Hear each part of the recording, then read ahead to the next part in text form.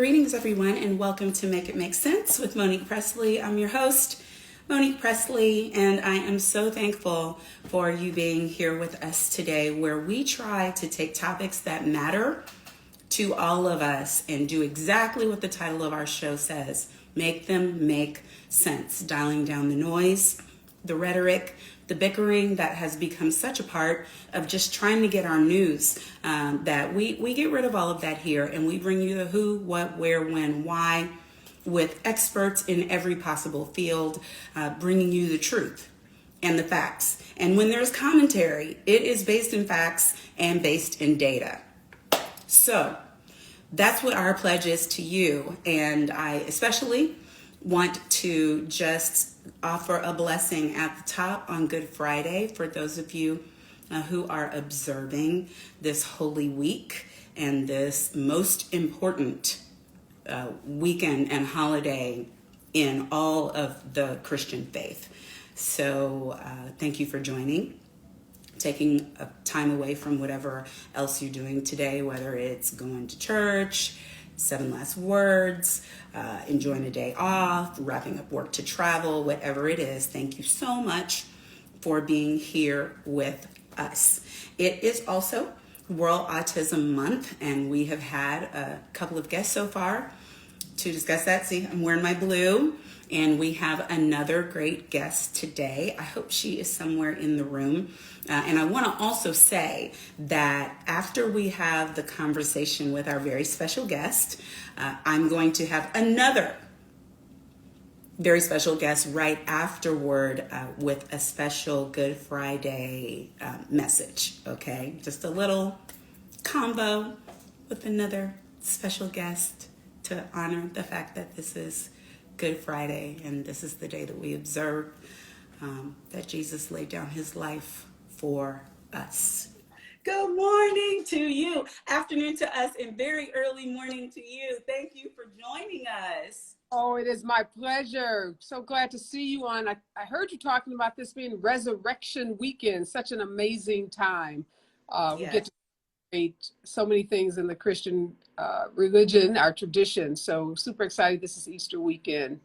Yes, I am as well. And I've been looking forward all week to our conversation. I started the week with you and now we're ending the week together. So I already told everybody who comes on here every day about the great conversation we had on Monday and that you would be coming. But guys, I want to formally welcome, you probably already know, or shouldn't necessarily need that much of an introduction, but brilliant legal mind and analyst and advocate for autism and just down girl. She is with us at all times, which I appreciate the most. And the best thing that I love about our sisters and Queen Areva Martin being one of them is we don't always have to agree to respect each other, to be in each other's corners. So my funny story that I'll start with is the last time that I think we were on a TV program together, not really together, but back to back, was about a year ago, maybe less than a year ago, when a prior client of mine was released from prison because his conviction was overturned. And I was on with Don Lemon and I said, whatever it is I had to say. And then I could still hear the show. I was hanging up, I could hear the show, and he had you on next. And Don says, well, here's our legal analyst, Areva Martin. Areva, what do you think about what you just heard? You heard what Monique had to say, and you said, you started, which I love, you started with, Monique is brilliant. I love her, but I disagree with every single thing she just said. And I cracked up laughing because that's sisters-in-law, that's mutual respect, but we don't have to see it or call it the same way. We can disagree without being disagreeable. So when I saw you last week on the White House, I mean, we hugged like old friends, and I think that might be the second time that we've seen each other in real life and not on the TV. So just blessings to you and all that you do for us. Well, first of all, you have a really good memory. I have to say that. And I do remember that. And oftentimes we are pitted against each other on shows. And some, not Don, but there are some hosts that like to create friction amongst women in particular. And there's just a handful of us, right, that have the eye privilege to even be in these spaces and places. So when we are, we do have to recognize each other. And yes, you know, we don't have to agree and be on the same side, but I think it's so important. I've been in some of those situations where everybody doesn't do that. And I've had some people who've gotten kind of, you know, I won't use that word because it's resurrection weekend, but I'll just say that, you know, they didn't act right.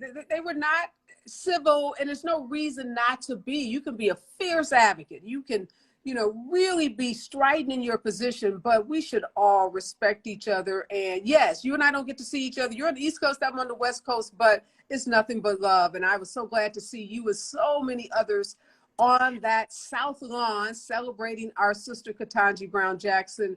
And that's how it should be. You know, we were all taught, right? It does not pain or hurt you to be nice. And you never know who you may need in your journey, because and we all need each other. And the thing is, like, for all of the struggling that each of us has had to do to get to where we are, I don't know how anybody can get to any place of arrival and be so insecure to think that there's anything that another sister doing well can do to harm them. And it's, to me, it elevates. It elevates, you know. I'm it's glad like I'm a good. I've had so many people who couldn't, like Avis Jones DeWeaver or so many others who couldn't be at something and said, but I have somebody and don't worry about it. She's going to get it handled. And sometimes the phone call will come before they can get to me to say that they gave my name.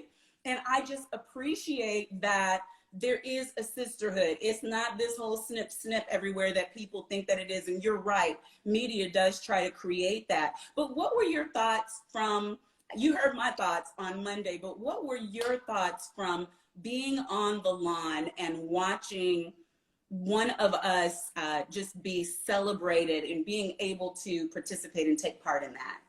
Well, let me start with the sheer excitement of getting that invitation, because I had just watched the hearings. It had concluded. I have a web-based show, and I had just concluded my own show, and I was just sitting at home doing nothing and browsing through my emails. Well, maybe that's not doing nothing. I was answering emails, and I saw that email. So, you know, you're always a little suspect when you get something that official, because you don't know, so much spam and so many, you know, crazy people out there trying to trick you. So first out, I was like, I got invited to the White House for this celebration. You know, I've been invited to the White House for other things, but this in particular. And the reality is, it was like a day. It was like a day's notice. It was for, okay, a day notice for you that live around the corner. Now imagine trying to get from Los Angeles overnight. It wasn't even a full day, because this was like 2:00 in the afternoon on Thursday, and the reception is Friday morning. And that night I was scheduled to speak at the American Heart Association. I was going to a concert with Kelly Rowan. I had my whole night planned. And so first of all, I went through that, oh my God, can I cancel? Is that going to be tacky? I can't leave these people hanging. This has been planned for weeks. They were sending a car to pick me up. It was a big deal. So I'm talking to my husband. I'm talking to girlfriends. So everybody's like, girl, you better get your butt to Washington. Bye. Yeah, those people will understand. Ain't nobody so mad. My brother, who was going with me to the American Heart Association, I'm like, will you be mad at me if I pull out and I ask you to give the remarks that I was supposed to give? He's like, hello, no, bye, get on the plane. So everybody was so supportive. So I had to scramble, find a flight, blah, blah, blah, but I made it. So first of all, it was that excitement. And I didn't even want to tell people, Monique, because I was like, maybe I'll get there and I won't get in or something. I'm like, okay, I'm gonna keep this on the logo, right? And then you never know who else has been invited. You don't want to start calling a bunch of people saying, girl, you get your invitation to the reception, because, you know, that could get a little weird too. So I was just quietly making my way across the country and then get there. It was magical. I mean, seeing so many people I haven't seen, you know, COVID lockdowns. I even saw people that I live in Los Angeles with that I hadn't seen for a long time. So, and I tell you, that speech, 2 lines, from segregation to the Supreme Court, and I am the hope and the dream of the slave. Those 2 lines have stuck with me. They resonated with me. And it was just the most beautiful homecoming family reunion that I can imagine ever having the honor and privilege to be part of. And so I got this big bushy ponytail that I've been wearing. So all my friends know it. So they're like, girl, I saw your ponytail. So I'm getting all these people texting me these photos from CNN and different news outlets who see me in my big ponytail. So I just talked to my girlfriend in St. Louis last week. She's like, and I told Byron, that's Areva right there. I can see that ponytail and I see that yellow jacket. And you had on that vibrant yellow, which was gorgeous. Thank you. And he's like, how do you know that's her? She's like, I know her.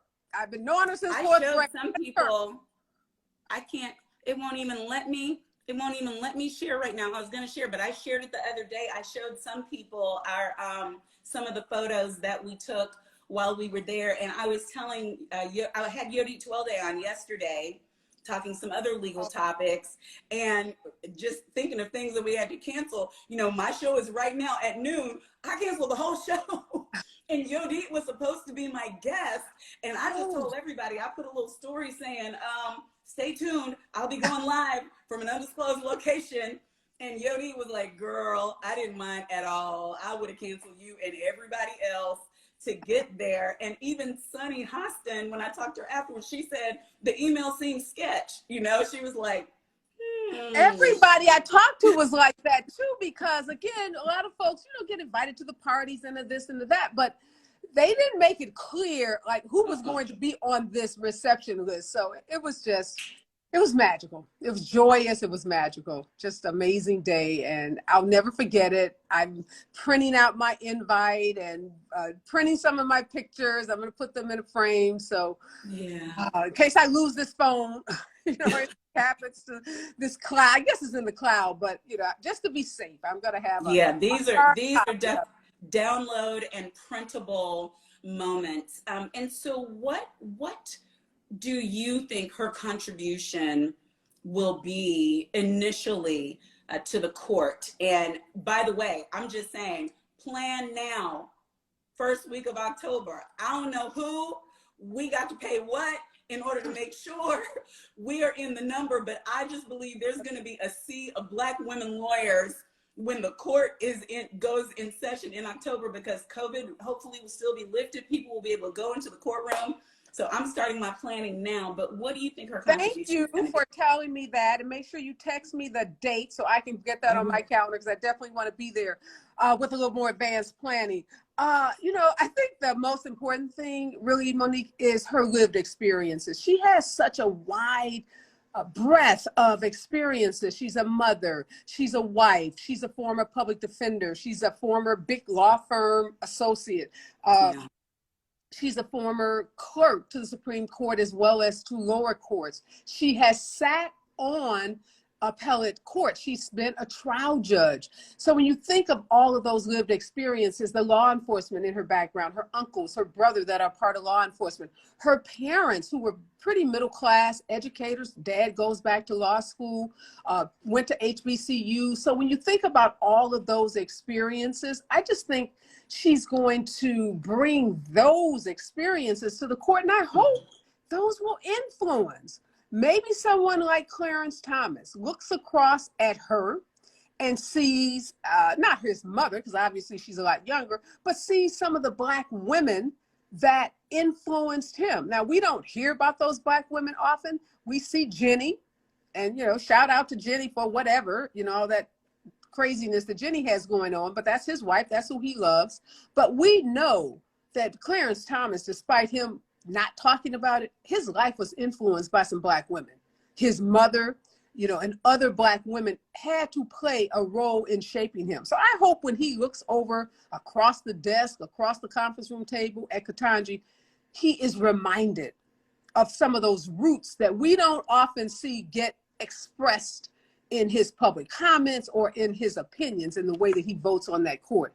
So I'm hoping just her quiet presence influences him in a way that no one else on that court has been able to do.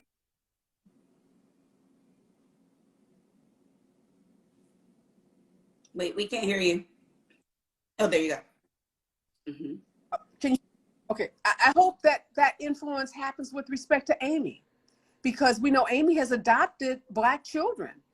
And she too has said some comments that are kind of left field for a woman that's raising Black children. So I hope looking at Ketanji and having interaction with her, maybe they'll become buds or friends or something because they have a lot in common. Yeah.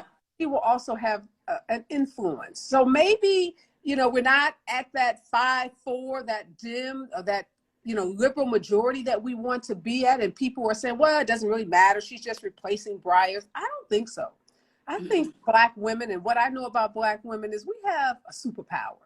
And I know Ketanji has that superpower, and I think she's going to be able to use that to yield some power and influence in a quiet way. You know, she's not going to be stumping and shouting, and, you know, she ain't going to walk up in there in her dashiki and Black power, but it's going to be felt.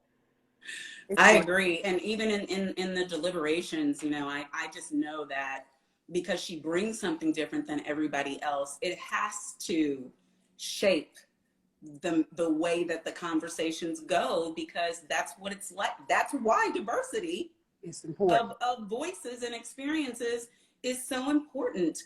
But speaking of that, you know, we also have something else in common. It's not a club anybody necessarily wants to be in, but one thing that I commend you for, and I got to share with you when you were standing in for Tavis on Monday, is as not just an advocate for autism, but as a mom of a son on the spectrum, you were someone who was a shining example for me of what it could look like, first to function, okay?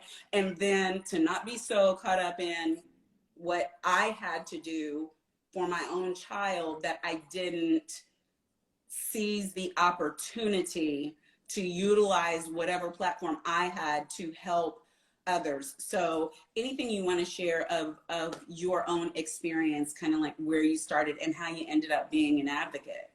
Well, thanks, first of all, for sharing that with me. And that's why I always tell my parents how important storytelling is and how important it is to tell your story, because you never know who's watching and who's listening and whose life or lives with an S that you might impact. And I had no idea that you were watching what I was doing and that it did have an impact on you. So I just say, one, I'm just honored that it did that for you, because when I first started on my journey with my son, Marty, who's on the autism spectrum, I didn't see a lot of Black women. I didn't see a lot of Black families. And there was one woman here in Los Angeles who I got referred to by one of our therapists, a doctor therapist, and she was a tremendous source of inspiration for me. So we in this community have to be that for each other. And we don't times that people are just craving for community and for network.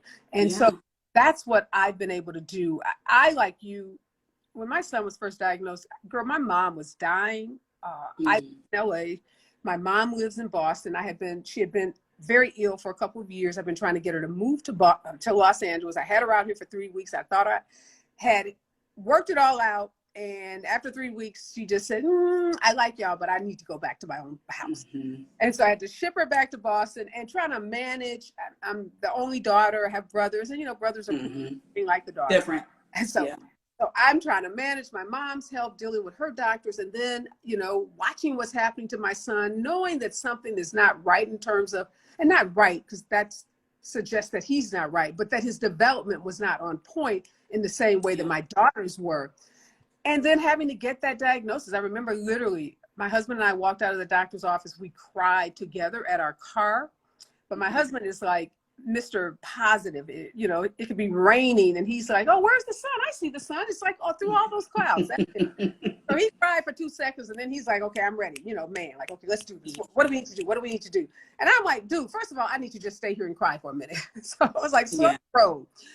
And I can remember leaving him, sitting in the parking lot of a fast food restaurant and just weeping, because the doctor called me that day and was telling me basically my mom they've done everything. Like, basically she's going to die. So here I am, my mom is dying and my son has autism. It was just a lot. And so, and I had to get it together because I had to get back east, you know, make decisions about my mom, life support, take her off, blah, blah, blah. Then eventually she did pass. Then I had to get her body to St. Louis, which is where we're from. So I had to do a funeral in St. Louis.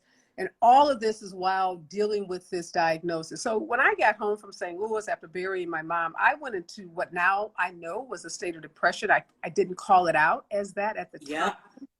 Yeah. I couldn't say the word autism. I was grieving my mother's death. I was grieving what I thought was going to be this horrible experience for my son. And it took me a while. It took me literally months before I could just kind of pull it all together. And then I started gradually, you know, with the help of a lot of prayer. My pastor was very instrumental. My husband, like I said, was just a trooper. And eventually I just, you know, I got back to me. I got back to what I know how to do, which is to fight, which is to stand up, which is to, you know, go deep, investigate, find resources and pull it together. And I was able to do that. And in doing that, that's where I learned about the huge disparities that African-American families faced. I was taking a class in South LA, which, you know, you in DC have your version of South LA. There's a South LA everywhere. There's North St. Louis, there's South Side of Chicago, but essentially the Black community in LA. I was taking a class. Here I am, self-employed. I'm driving 30 minutes to this place because I work for myself. I can go whenever I wanted to go. But there were parents there, Black parents who would quit their jobs so that they could take this class. And they were struggling so, and you know, once they learned that I was a lawyer, they started asking me all these questions. And I was like, hey, wait, I'm just mom here. I don't have the answers. But that bothered me. And I went home and I remember my husband, like, you know what? I need to figure out how to help these families because we are further down the road in terms of the resources that are available. We were getting our son at that time therapies. And so that just said to me that there were a lot of families in my backyard, in my community that needed help. And that's what propelled me to start my nonprofit, the Special Needs Network. It propelled me to start a disability rights practice in my law firm. And ultimately, I took a sabbatical and I wrote a book called The Everyday Advocate. And I just kind of reoriented my whole life, to be honest with you. My diagnosis changed everything about my life. And in some ways, how I got started. How old is your son now? He's 20. He's 20 now. And how old was he when he got the diagnosis? He was 2 at the time, 18 months to 2 years old. And I would say about 2 years later, so about the time that he was 4 is when all of these transformations started happening for me. It took me that time period to get through that grief and to get him on a track where I felt like now I have something I can give back to others. And the nonprofit I started, because it's about 16 years old, around that time period as well. And that's really how I started working in the media around that time too, is because I had taken that sabbatical from the law firm, from the day-to-day. I was a trial lawyer, civil rights lawyer, you know, going to court trials, you know, working 10, 12, you know, at night, you know, as you do as a trial lawyer. And when this diagnosis hit, I had to change. I had to, you know, IP meetings, diagnostic meetings. My son, Santa Barbara, California is about 2.5, 3 hours from LA. And there was a program that I wanted him to participate in, but you, the mother or father, had to drive that 3 hours, stay all day with the child. And that was once a week. And so I wanted to do that. So there were things that I wanted to do for my son that didn't fit with a trial practice. So that's where I had to start thinking about, I got to change this career up a little. I got to do some things differently so I could have this freedom to get on the road at 5 in the morning to get to Santa Barbara, to be there by 8, and then get back on the road at 3. So we did that probably for, I don't know, almost 5 or 6 months. I was on the road to Santa Barbara, taking him to a full day therapeutic program with some of these renowned, you know, psychologists up in UC Santa Barbara. So just changed my whole life. And I look back and I wouldn't change it one bit. I wouldn't change anything about this journey because it has been the most fulfilling thing that I can think about, and a way to use my law practice and my media platform to raise awareness, to create opportunities for acceptance, to educate, to inform, to nurture, to encourage. It's just been really just an honor of a lifetime for me. What do you suggest? Because as I listen to you, and the story is so similar to mine, and I'm just, even as I'm hearing you, I'm just so thankful. It's Good Friday. I'm so thankful to God because You know, your son is 20, mine is 16, almost 17. So really, we were getting our diagnosis around the time you were coming out. Yeah. and that was for my benefit. You know, I was a beneficiary of that because of you. There was Jenny McCarthy, who had written a book, but then there were so many others, as you said, in the Black community. There was so much stigma attached to it, and it was like people didn't want to admit that there was something wrong with their child, but that was their stuff. You know, it's our stuff when we feel like that. The child's not embarrassed. The child is not ashamed.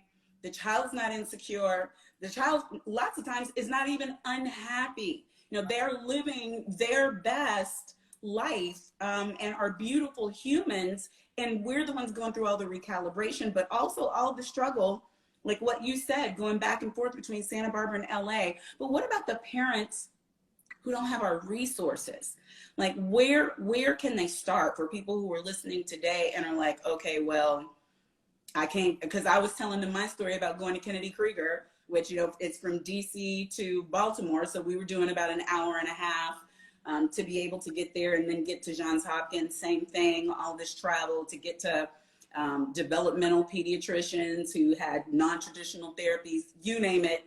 I was in the medicine and I was in the woohoo and I was with Jesus. I was doing it all at the same time. Yeah. But what did they do when they're not resourced like this?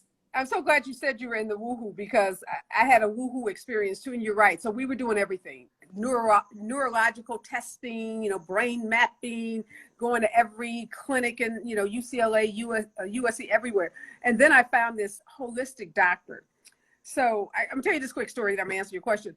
And she had this whole vitamin program that was gonna cure Marty and just be, you know, a miracle cure.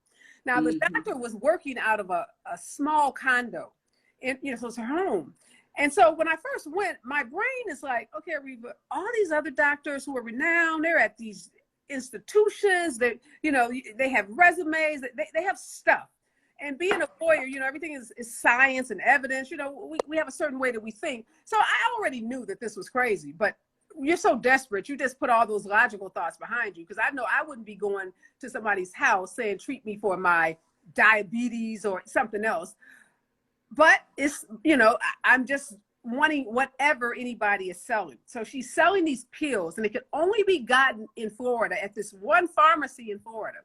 And of course, no insurance is going to pay for this. So you got to pay her cash. You got to go to this special place to have his blood drawn. You got to send the blood samples to this special place in Florida, and you got to write her these checks. So here I am, Miss Logical, Miss Black and White, in this little white lady's living room. Little living room wasn't even big as a bathroom. So no evidence of success anywhere, but I'm writing these checks, girl. I'm just sending blood to Florida, getting these big boxes and stuffing these big pills down my son's throat, killing him. He's crying, having a fit. And it was a horrible mess. I don't even want to tell you how much money I spent with this lady before. My husband, who was going along with it, because whatever, you know, if the wife's happy, the husband's happy. But it's so, he said, how long are you going to do this?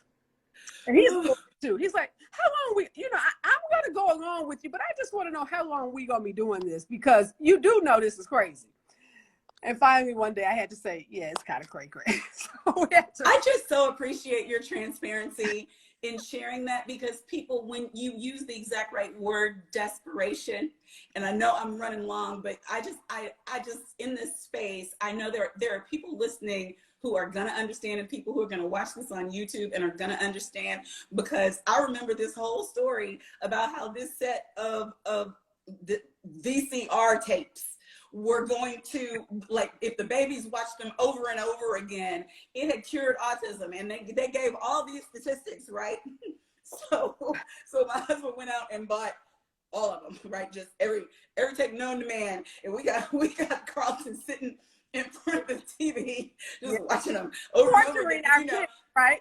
Torturing them. They self-stimulate. He don't mind watching videos all day, but it is for real just the least likely thing in the world that is going to work. But I will say there were things that did. You know, there were things from non-traditional medicine paths, but from established doctors who were choosing more holistic remedies, that when they evaluated his body, they could see deficiencies in certain vitamins, deficiencies in certain minerals, certain foods that really he had no business eating. And so many people talk about, the casein-free, gluten-free diet, etc.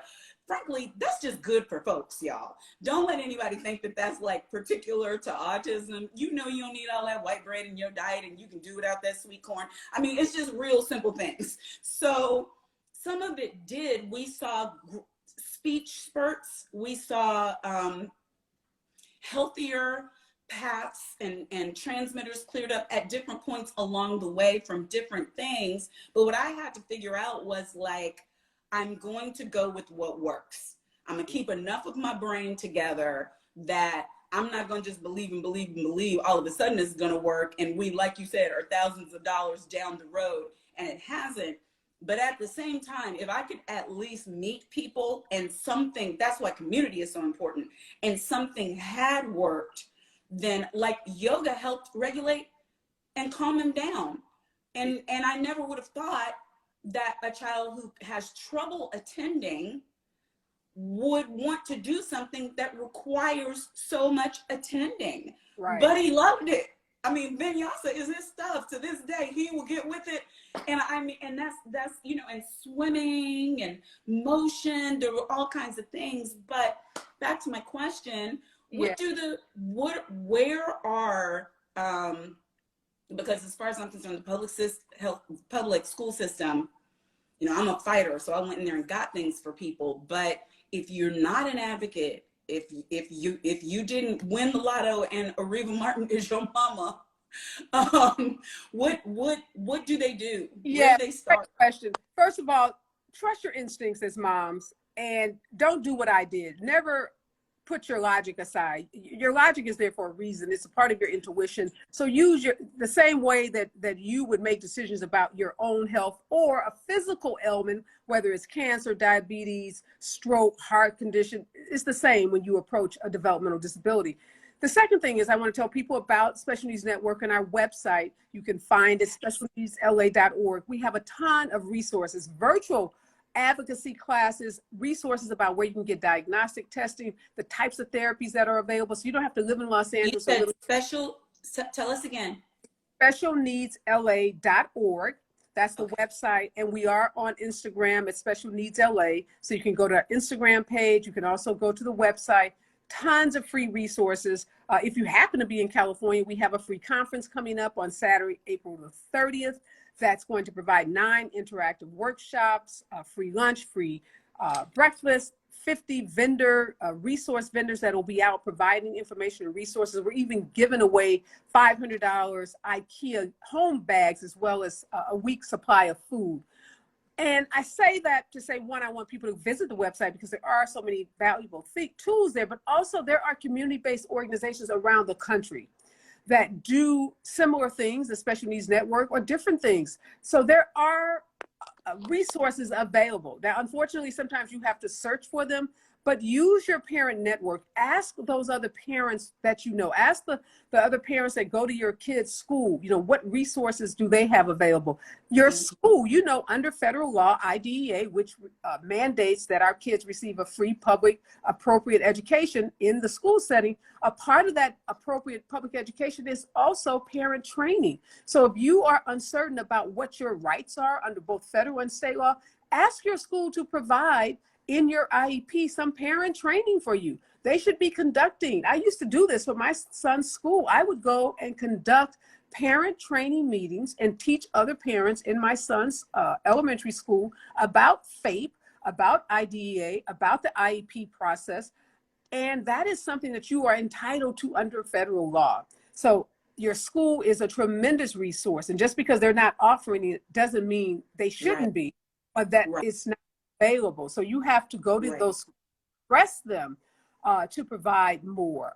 Your county agencies in the County of Los Angeles, a lot of the resources are made available through the county. The state, your state has a Department of Developmental Disability, or it has a Department of Health and Human Services. Go to your state's website and see what services you might be entitled to. So there are lots of resources out there. They take a little digging sometimes, but your state, your county, your local city, are all places that may have resources available. Go to those Health and Human Services websites and start asking those professionals that work in those departments what's available to you. And you have to start, like, don't be dissuaded because there's a wait. Because the first autism show that we did this month, I did a little bit of my personal story, but I started with a point of celebration because we just got approved for the autism waiver. It's only taken us a decade. Oh my God, fantastic. Congratulations. See, but look what perseverance, right? You didn't give up. You kept going, and 10 years later, here you are. So, and the thing is, it's like, for as much as I could have used those respite services a long time ago, Lord knows I could have, but we can still take advantage of it for the next 5 years. And it's just as valuable because there are opportunities to do things that are going to really matter, like assimilating into community, and extra help getting job placement and figuring our way through college application processes and companionship, right, for an older teen as opposed to a smaller kid, because mine now, he got his own mind, he got his own thoughts, he got his own schedule, he got his own agenda. I mean, everything, he's on all cylinders. And so I'm just so thankful, and I'm seeing people apply. It doesn't matter if you hear, you probably can't conceive of 5 minutes from now, never mind 5 years from now, but it's worth the wait. Absolutely. And in addition to being persistent and patient, you also have to toughen. You know, you gotta get really tough because you're gonna hear no a lot. And we heard no a ton of times. No, that's not available. No, we don't do that. No, we don't have, a space available for your son. And it's easy to get discouraged and to say there's nothing out there I can't access. And that's not true. You just have to get comfortable with being uncomfortable and get comfortable hearing no, but you keep moving and you keep pushing past that. No, okay, no, you can't do that. What can you do? No, you don't have that available. What do you have available? Yes, there's a waiting list. What is available where perhaps the waiting list is shorter? So, don't let no be the end of the road. Let no be an opportunity to ask the next set of questions. And you don't have to be, I always tell parents, you don't have to be a lawyer. Of course, Monique and I are, but you don't have to be. You don't have to be a PhD. You don't have to be an MD. You don't have to have any of those initials behind your name. But you are, as a parent, your child's best advocate. You know your child better than anyone. So when those doctors, those teachers, those counselors, therapists tell you your child can't do something, that's your opportunity to say, oh, wait, no, that's not true. He may not have done it for you in that moment, but I know he can do this, or I know he can do that. And here's the proof. I have this big file on my phone. How much time do you have? Because let me show you this video that I took of my son or daughter doing XYZ. So, don't get discouraged by what someone tells you about your child that they may see in just a snapshot. They may see your child for 30 minutes in a therapy class. That's not the entirety of who your son or daughter is. And you just have to grow into that confidence that you are his or her best and most knowledgeable advocate. Yeah. And definitely the parents are an essential part of the team.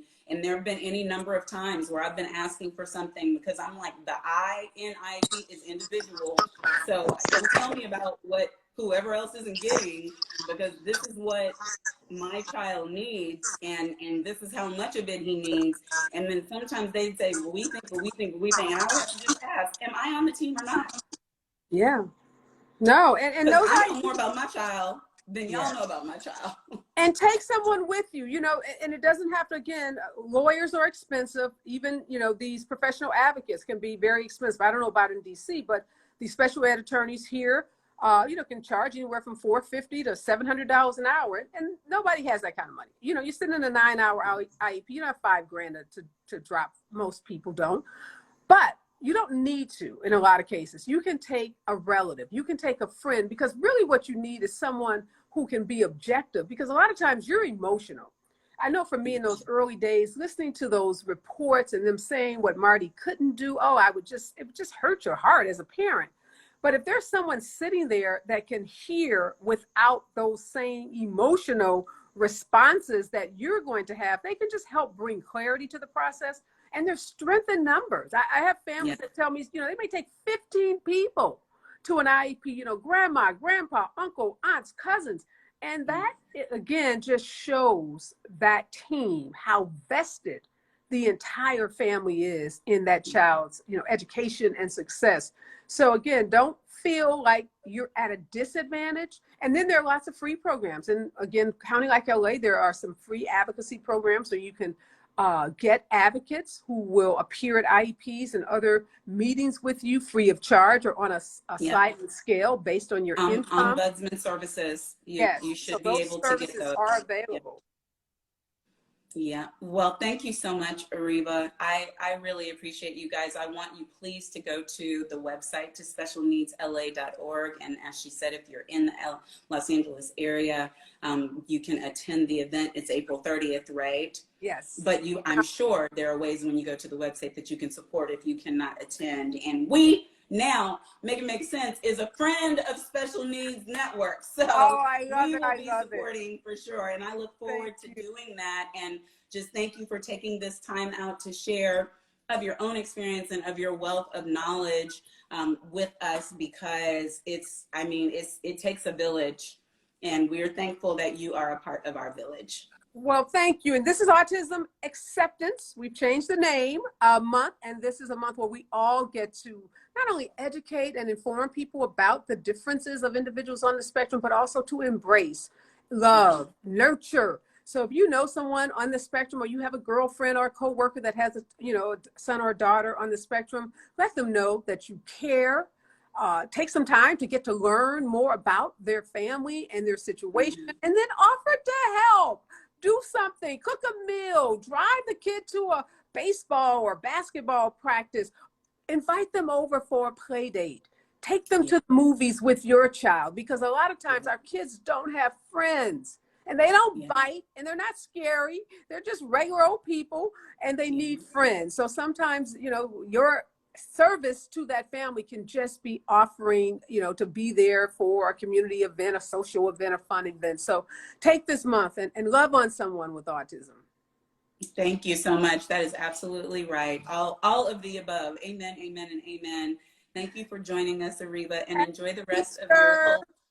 Absolutely. Have a great Easter, my friends. See you soon. All right. Bye-bye. So guys, I hope that you benefited from all of the information that was shared by Areva Martin. I'm just, so thankful that she was able to join us, because she's a busy lady, and she is always, you can catch her on all kinds of programming, CNN, MSNBC, you name it, bringing legal analysis, but also advocating about this very, very important subject.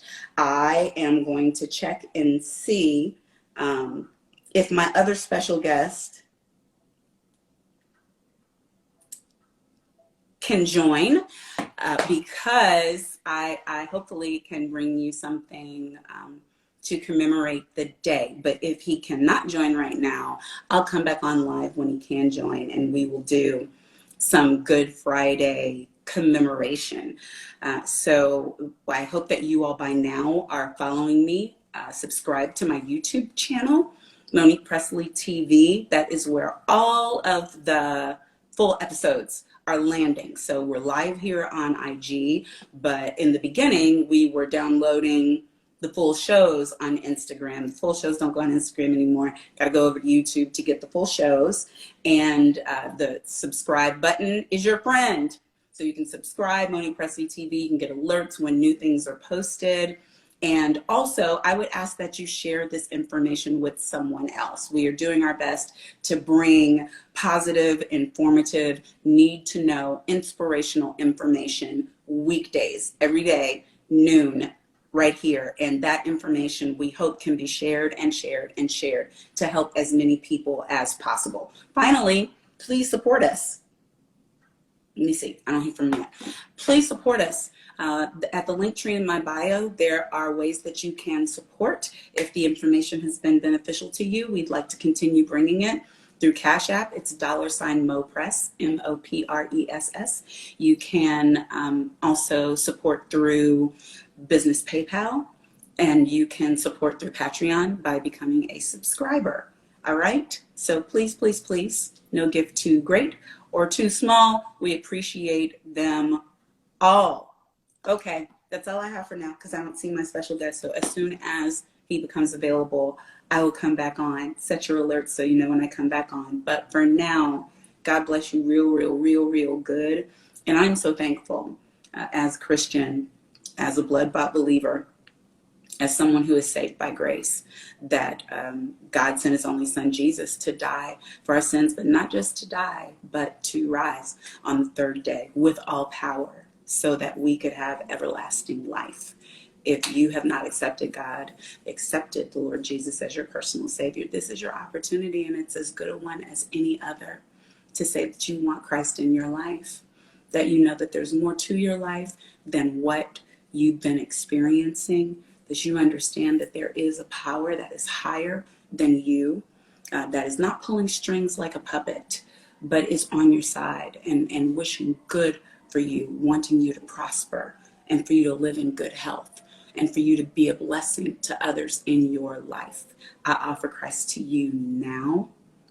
You don't even have to raise your hand. You can just say yes in your heart and in your spirit, and know that when you go to sleep tonight, you will be changed. And if this is the last day, that there's someplace beyond today, because none of us die. We just move on and transition from glory to glory to glory. Okay? I love you all. Have a great day. Bye-bye.